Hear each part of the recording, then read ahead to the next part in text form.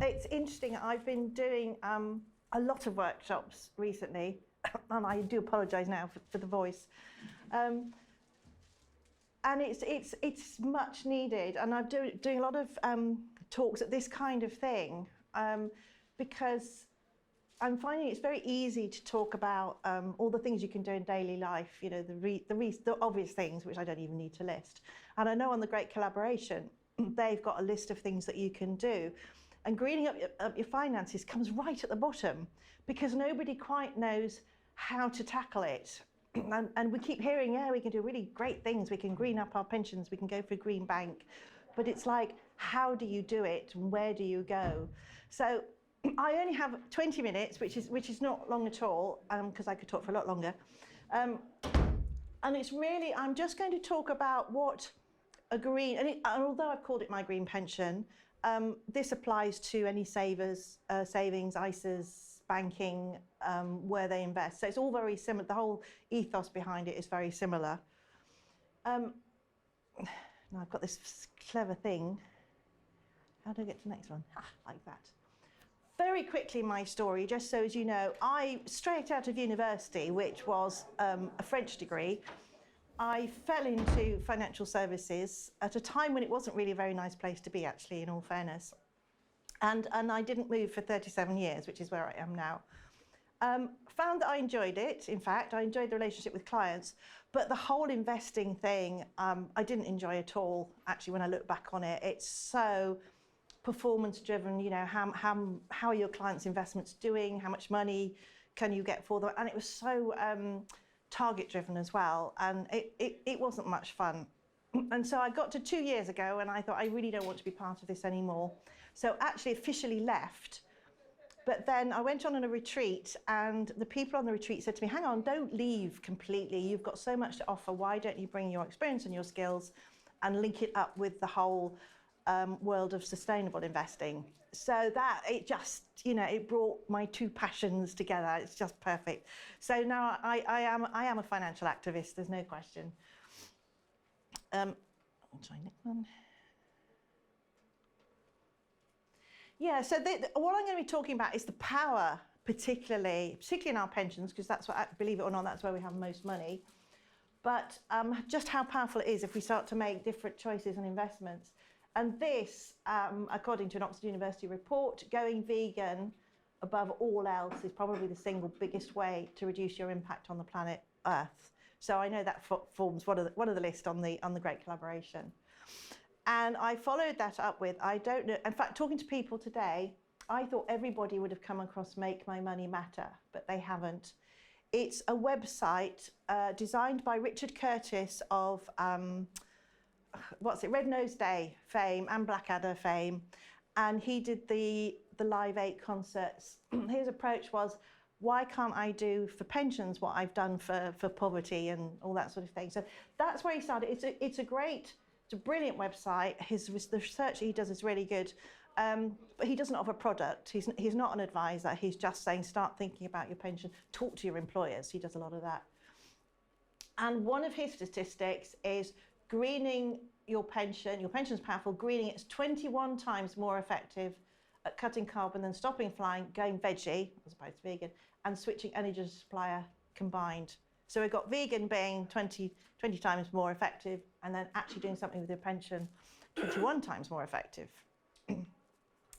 This very quickly, and I won't spend much time on this, but these are in very basic terms the different types of pension. I've met so many people here today who are on final salary schemes, just like, I can't do anything. And unfortunately, no, you can't do anything. And it's also what we call an unfunded scheme. So it's people earning, drop the money in if you like, and people who are retired take money out of their own. Workplace pensions, which all employers must have now. So pensions are suddenly becoming of interest to younger people, whereas it used not to be in my day, but because all employers have to offer them. The biggest one, Nest. I don't know, has anybody heard of Nest in here? Yeah, lots of nods.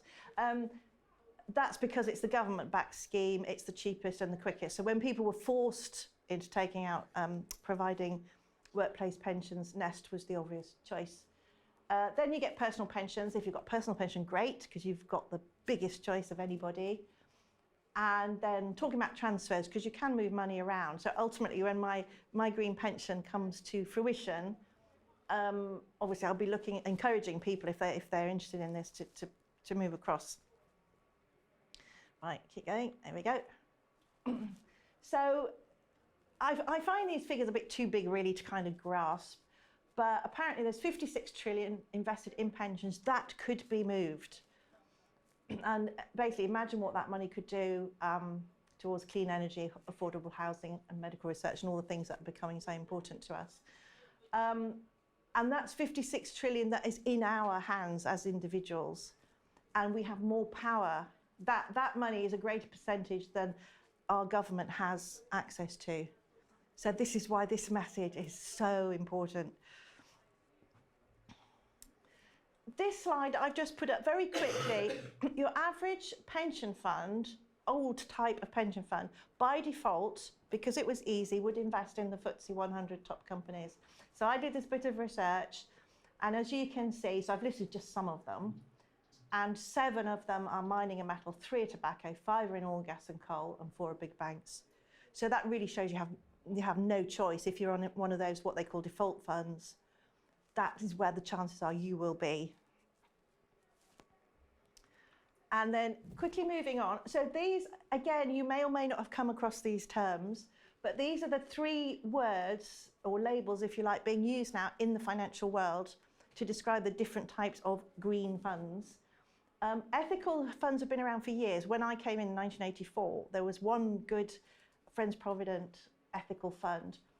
And I put negative screening because that's what they do. It's the no fossil fuels, no arms, no tobacco, no pornography, no alcohol, that kind of thing. But no actual positive, they don't take any positive stance. It's just a totally negative one, moving away from. ESG, which is the current buzzword, applied very much to investment funds. And I think it's coming into other areas now of environmental products and things. And I've said what it is, so the environmental social governance. So now companies have to produce a statement saying what their environmental, social and governance approach is. And in fact, just quickly moving on to the next slide because I've just preempted myself. So just going back very quickly, just to reiterate ethical funds, exactly as I just said, and then the ESG. So the environmental is exactly how a company performs as a steward of nature. Social is how it manages its relationships with employees, suppliers and customers. And then governance is how it deals with its company's leadership, executive pay and shareholders. This is the big area where greenwashing is rife because it's so easy for these large companies to disguise, if you like, actually how they are tackling all of these issues. And this is where we come on to my passion, which is the impact funds. And in the industry, we're now calling them impact funds. I call them sustainable because most people understand a bit more what that is. This is very, very different from ethical and ESG. Ethical and ESG funds are existing funds. So if you invest in those, it might align with your values, which is good, but it's still old traditional funds with old money. Impact funds is a completely new world. So it's new money into effectively a new market. So impact funds invest in companies expected to do well in the future. And obviously as their demand, as we know, their demand for products and services has to grow. Most of their profits are used for growth and expansion. So it's possible, there's a lot of talk about, do green funds perform as well as traditional funds? In fact, they have been. But in this last difficult 6 months, they've dropped off, the whole market's dropped obviously, but they've dropped off a bit below traditional funds. And this is because rather than creating huge profits that go back to shareholders, their profit is going back into the company and into the markets. So in the short term, you might see a slight disparity in performance. And I just put this bit at the bottom, and clients withdrawing their money from impact funds. I read this article the other day, I could have cried, because I thought you've got clients that have made that commitment to sustainable funds, and then their advisors are now saying, you're not kind of getting the growth we thought. Perhaps you might like to go back to fossil fuels, and apparently it is happening. This is just a quick example of companies that these impact funds are supporting. Normally when I put the slide up, people go, yeah, I've had a Beyond Burger. I can't say I have, but there's a US company, and the burgers are made from pea protein, and they profess that, as you can see, 90% less greenhouse gas, 90% less impact on water, and 93% less impact on land use. And I've just put there, actually, the zero hunger is one of the sustainable goals, the United Nations sustainable goals. So a lot of the impact funds will align themselves to one of those goals now. And you can find that information. Normally, these companies are very transparent. This one is an Indonesian bank, and they're supporting micro and small enterprises, especially smallholder farms, to improve sustainable food yields. So again, and that ties in with number 8 of the goals, decent work and economic growth. So really this is to give you a feeling of that, even if just in your own little pension, if you like, you can actually have quite a global impact. This one, so I've now brought us back to the UK, and this is what we all know about. But although this company, in fact, it doesn't produce the wind turbines, it's actually in the infrastructure of getting the energy from the turbines into the national grid. And as you can see, they're up in Cumbria. And this one here, one of my favourites, we all know the Canal and River Trust. And as it says, their big thing is they're increasingly using the canals and rivers as outdoor classrooms to teach about national history. And that, again, see, still in line with one of the UN goals, clean water and sanitation. So that made me very happy to see that one there.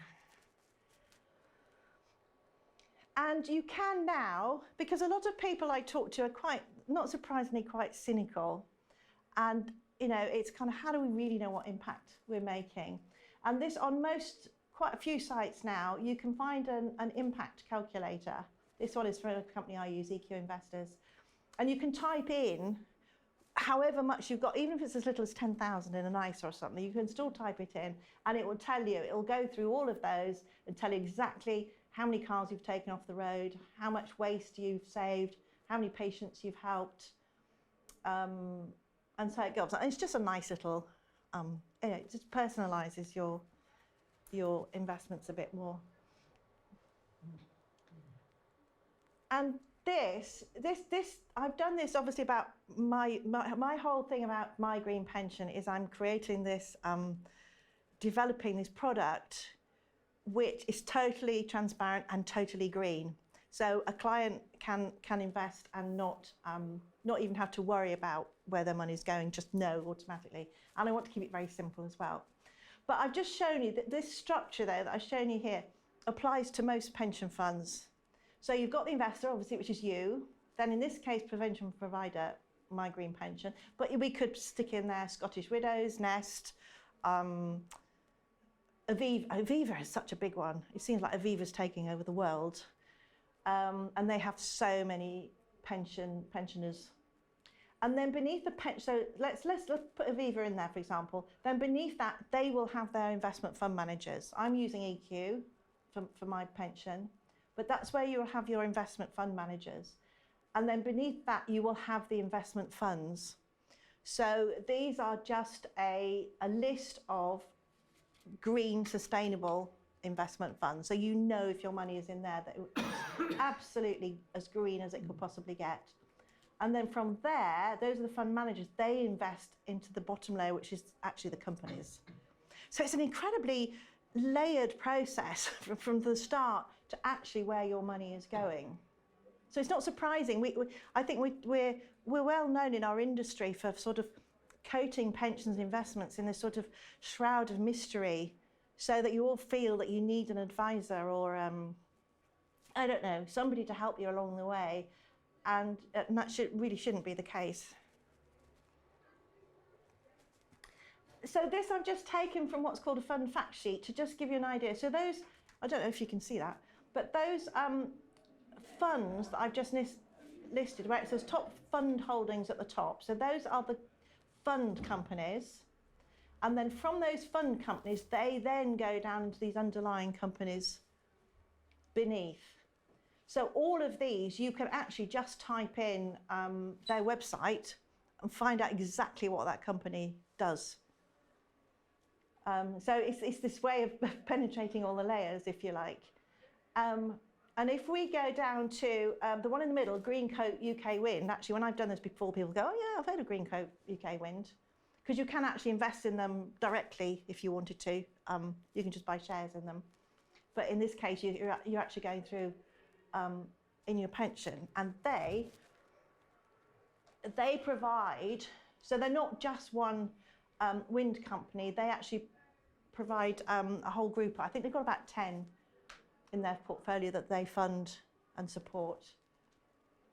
And this one that I've just found, Windy Rig Wind Farm, is a newly completed one in Dumfries and Galloway, so in Ireland, and producing enough electricity from 17 wind turbines to power an estimated 41,000 homes per year.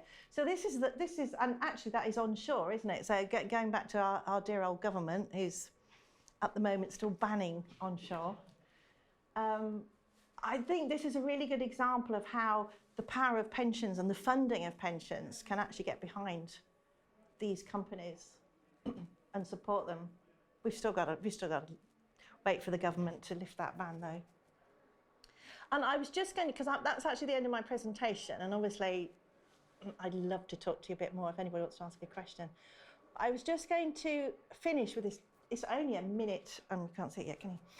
A minute video